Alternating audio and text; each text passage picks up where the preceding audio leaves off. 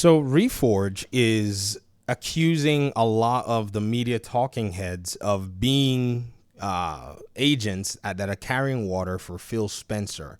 He put this clip up here. I think he's finally gotten to the point where he's now clipping himself more and putting it on Twitter. Good for you. You're using your content appropriately. And in this first 2 minutes of this clip that he put before he comes and says, like, you know, he will say sometimes that they're taking stuff out of context. I want y'all to know that this is on his Twitter page. He says a few things about these talking heads and says he wasn't going to pull any punches, that they're just beating the drum for Phil Spencer and blah, blah, blah. But I don't think that that is the whole story. Not saying what he's saying is the truth or is not the truth. I just have something else that I have to show you guys from 7 months ago after we watched this little clip. I don't really hold back on this anymore. These people were actively astroturfing for Microsoft. They were actively misleading the public. I'm not pulling my punches on this anymore. I'm not being nice. There's no reason to be nice about it. Misleading the public isn't the same as having an opinion. You could have the opinion that you like one platform over another. You can have an opinion that you wanted ABK to happen. I don't care about that. You can have those opinions and you can have those loyalties to Xbox as a brand. But to actively grab things that man said and then use them in the way that I guarantee that's what he wanted to happen. He wanted that interview with Windows Central to convince people, no, it's not happening. I have to say, as somebody who's made videos where I'm reading through a Windows Central article about Xbox and I roll my eyes and sometimes I don't even finish it because of how misunderstood they are with Xbox's business strategy, I can tell you that this is not accurate. Remember, there's been, I think twice, where I've read through a Jez Corden article. I think I read almost through and I just could not make it through because I accused Jez of constantly misconstruing or pretending to act like he has no idea what Xbox's strategy is when everybody knows because he is an exclusivist. He does not necessarily agree with Phil Spencer. This is something I have spent enough time, criticizing Jez for. So it pains me to say that now I have to say, well, judging by what I've read about his stance, I don't think this is a clear representation unless Reforge is talking about another writer or another interview that was conducted on the Windows Central. If Windows Central did do an interview, or maybe he's talking about Destin's interview, maybe he's talking about Paris's or somebody else, but he said Windows Central. So I'm going with what I've seen from Windows Central in the past few months. But that's not even what I wanted to show you guys. Let him keep talking and I'll show you what I want to show you.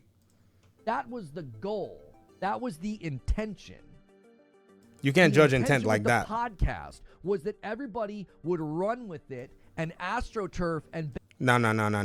I disagree with that. But, talk your talk. Let's hear what you got to say. Basically make it seem like everything's fine, nothing's going. They were AstroTurfing. They weren't all saying the same things in the same phrases by accident.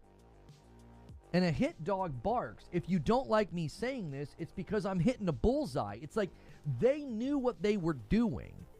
They were keeping the public in the dark, willfully. They weren't doing this unwittingly. These people have been in the industry too long for me to believe that. That is absolutely not accurate.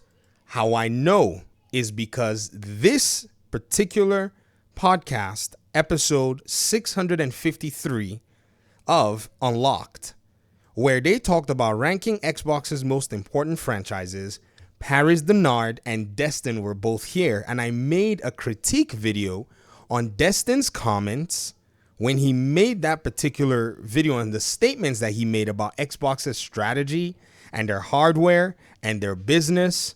And some of the things Destin says here will indicate to you that Destin did not necessarily jump on the bandwagon of what Xbox was doing until more recently, when we started to hear more about Piscatella, his data set, Shuhei Yoshida, and much more recently. I can play some clips here for you so that you can hear for yourself. Since the Series X has come out. So, yeah, I'm inclined to agree that 2028's a long time away. Yeah. Destin, your thoughts on Microsoft's financials here, specifically as it pertains to Xbox? Yeah, so content and services grew 61%, 58 points of help from Activision there. So overall, it's 3 points of growth. Hardware is just in the toilet. Basically, I don't think it really makes business sense for Microsoft to be investing in this next generation of hardware. Am I glad that they're doing it? Yeah. Did you hear what he said? He was under fire for this position. Did you hear what he was not even on board with this particular framework? You should hear what Paris had to also say in this particular paradigm. You should hear Paris. Paris also was not even on board with this. It wasn't till later on, as they started to see things change in the industry, and as much as I critiqued them, I made a part 1 and a part 2, which is crazy. So I'm very well aware with how I thought these guys were misrepresenting what was going on. And I actually, maybe he may have accused them of probably not being on board or being exclusivist or wanting the old school ways to go on. But it's funny seeing Dreamcast guys saying that they were in bed with Phil Spencer to run with his message when just a few months ago, they were the ones that were getting, the heat for not necessarily conveying what Phil Spencer had said. Weird. Let's keep playing this.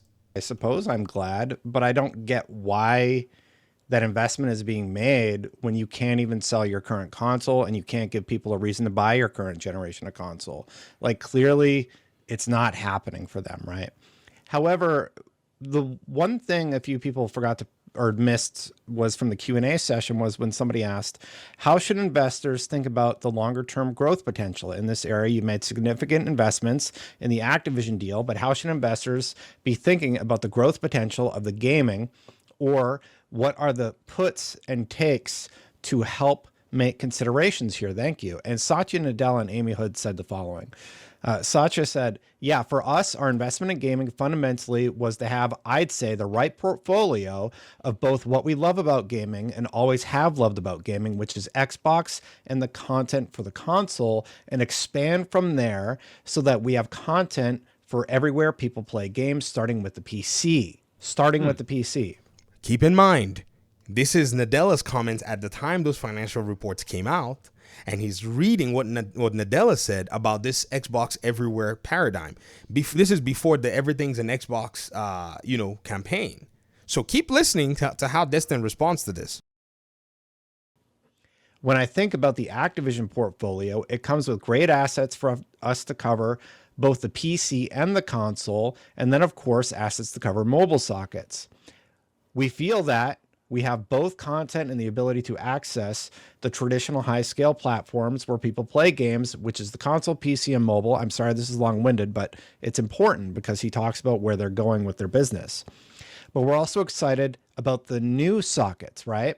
I mean, the fact that even in this last quarter, we expanded xCloud to Amazon TV helps us reach, I'm paraphrasing there, new gamers or the same gamer everywhere they want to play. And that ultimately will show up in that services, software plus services and transaction revenue for us, which is really our long-term KPI. And that's what we're building towards. And that was this strategy behind Activision as an asset. So it seems to be that the strategy was really to build this portfolio, and Amy Hood also elaborated on this topic also. I think we're really encouraged by some of the progress and how we're making progress with Game Pass, as well as with some of the new announcements. But they're not really talking about the console. They're not really talking about hardware. They're talking about cloud. They're talking about their library, and they're talking about accessibility wherever people want to play. So I think this is a big shift. I'm sort of surprised that they're developing new hardware, given how poorly the current Xbox has sold for them. Granted, software and services is going up, and that seems to be where their focus is versus new hardware. So I hope that sort of illustrates what I'm thinking about this. I'm thinking that they're focusing less on hardware than ever before. So this was Destin's position. He didn't seem to, and what I critiqued him about was he was coming at this because the old school framework was being dismantled right here in front of him. I critiqued him, and then I also went ahead to critique Paris who also came in with his own rhetoric about how the hardware was in the toilet and all this stuff. So it's just interesting to see that Reforge, I don't know if he ever wondered or paid attention to what these folk were saying before finally coming to this particular conclusion that they are carrying water for Phil Spencer. You're going to hear Paris's in this video, so that way you can kind of see what people got to feel at that time. They were willfully keeping the public in the dark. So yeah, you can be mad at Xbox. You can be mad at Phil. You should also be mad at the outlets, YouTubers, podcasters, and pundits who played the game. No, Reforge, you are making a critical error. Oh, no. These folk were surprised when the dismantling came. They were not so excited nor happy.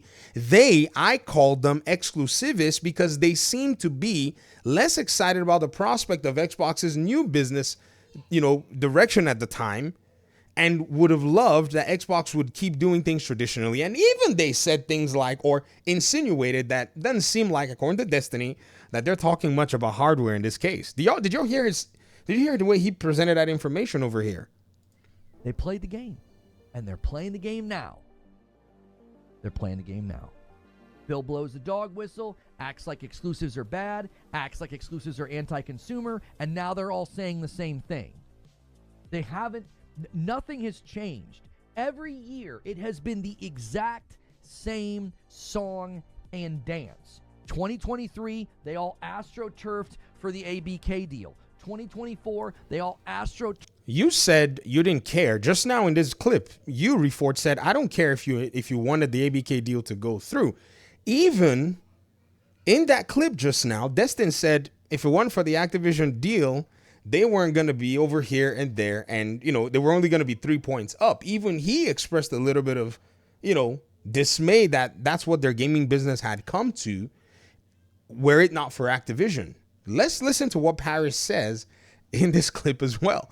I think this is very interesting that I'd add to that really quick. I think this also goes back to, if you listen to what I can't remember if Phil said this to you, Ryan, when you talked to him in June at the showcase, but they've been talking about looking at where getting the games to where people are actually playing, getting it to those platforms. And I know there's the whole, it's going to PlayStation and all that, but it goes even beyond that. That's why they're looking at PC. Obviously, there's been an uptick of engagement on PC. That's why they're looking at mobile. They're trying to get it on as many panes of glass as possible. And if your own hardware right now is not selling to its expectations, you have to pivot at some point. Clearly, that's what Xbox has been doing right now. They're pivoting and making sure that they're not putting all their eggs in one basket as far as the console goes. But to what you're saying, Destin, I don't think it's time yet for them to give up on console hardware. I think there's still an opportunity there to regrow that market. Did you hear that? He was not even on board with the shift at the time. How else would he want them to grow their console market? Via making sure that they are able to lock some content down on their console. He still maintained fundamentally the framework that this whole console exclusivity thing would be or play a part or could play a part in helping Xbox to go ahead and expand. He's in the same boat that a lot of Xbox players are. Many of them are, Xbox moved way too fast in doing this. And 7 months ago, Paris Denard, and it seemed like at the time even Destin, were in the same boat. Let me keep letting him talk. They can deliver on the content that can support that hardware, because I just think that's why they're in the jam they're in right now. Deliver the content? Come on. Past few years, they have simply not had first-party content to justify people wanting to go buy an Xbox. Even bam, goodness.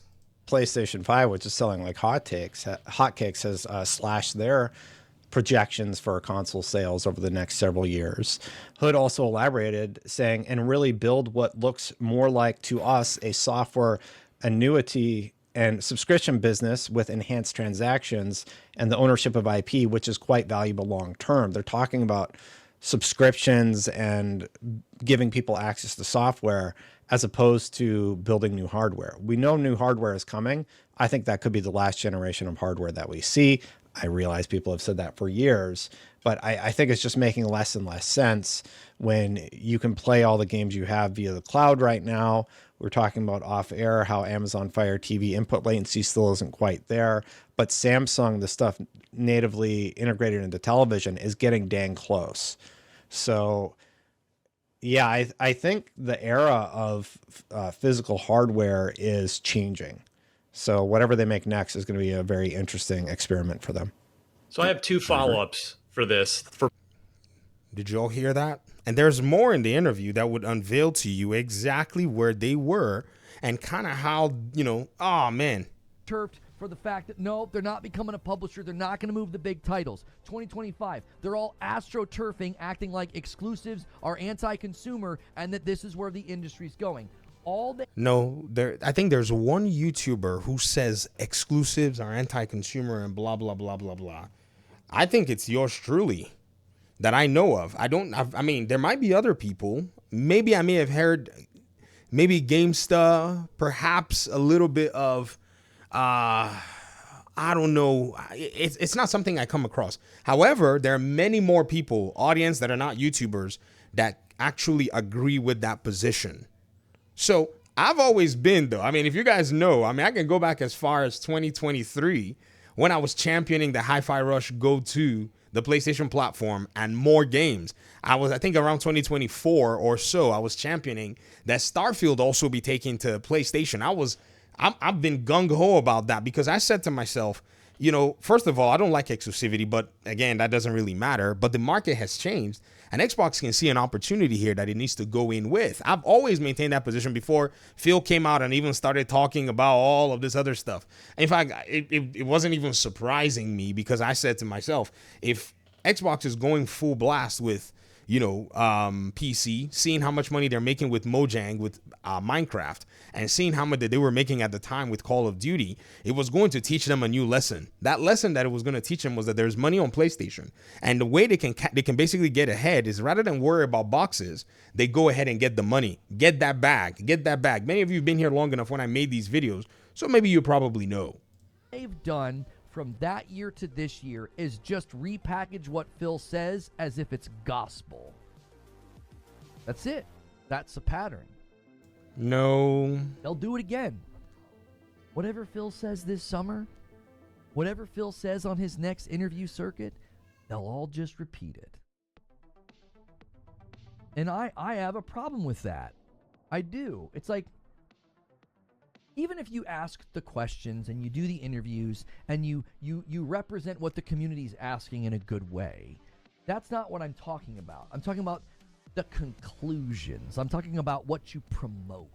They never promoted this stuff a few months ago. The information and the data and a lot more has now been exposed in the last few months that many minds have changed. I've seen a lot of people come back and tell me, yo, you were ahead of the curve months ago, ahead of a lot of other people when you were saying that these PlayStation players aren't buying enough games. That I was calculating God of War Ragnarok sales compared to what you had in terms of PS4s out there and PS5s out there when the game came out. And I said, guys, this is an abysmal percentage. And Shuei Yoshida comes on the circuit and he says, this is exactly what I've been talking about for the last few months. This is not anything new. New information has just come out from much more influential people, executives within a lot of these ecosystems, that it now makes a lot of sense and people are now digesting it more, that the Destin that you saw on this particular video in the Paris have now finally accepted what the reality is. Xbox is not listening to hardcore gamers and slowing down, going to make money. Their strategy is working. They have just gone ahead to take the charts on PlayStation with Forza Horizon 5, and they seem like if this particular thing, they already know it works. They just got to replicate it in a way that is, sensible and feed the PlayStation ecosystem and generate entire platforms with all that hardware that's out there. That's been my stance for the longest time. I'm not so aware what Reforge is talking about here. What you advocate for. To me, there has been a consistent drum bang from that side, and they just switch to the drum that Phil hands them. Nah, this is bad. I feel bad for Reforge because, you know, the truth is he may not know that this was their position before. He may just think that all the stuff that's being said in the last few months, in the last few weeks, is basically what everybody believes. But in reality, these guys were not on board. I mean, you guys just heard the way Paris said, man, I just feel like there's still more opportunity. He was gunning for more exclusivity at the time. He was not down with them taking their games elsewhere. Maybe we should play more of this so that there's more context to what's going on here. Both of you here, and it's relevant to what you're both talking about. I will start with, I guess I'll start here, kind of to immediately follow what you just said, Destin, and I want to hear from both you guys on this. This isn't just Microsoft, to be fair, but this applies to Sony and Nintendo. We're just happen to be talking about Microsoft here. There has not been a single price drop this generation for anyone. No one has dropped the prices. So if you're Microsoft and your hardware revenue's down again by a lot, 31%'s a lot. That is not just like the other numbers where it's like, oh, if we take out Activision Blizzard, we're down 4%. That's pretty negligible. I mean, an investor's still not going to be thrilled about that, a shareholder. But in the grand scheme of things, 4% is not much. 31% is a ton. So, yeah, Paris, why doesn't Microsoft just cut the price of both the Series X and really probably especially the Series S? Just really go for new customers on that. I mean, that's a question I've been asking, like even going back to the showcase, excuse me, and seeing the new Series X that they're coming out without the disc, and you're looking at the price, and I'm like, man, if this was just a little cheaper, I could see people being more excited to want to go buy it. But man, you got to dig through this yourself. I encourage you guys to go watch it, man. I was going to sit here, but I was like, nah, I already watched a good amount of this stuff a while ago. But, you know, I think Reforge could benefit from spending a lot of time, you know, also learning what people's opinions are, or possibly get a producer. I've said this before, producer for a show that will fact check.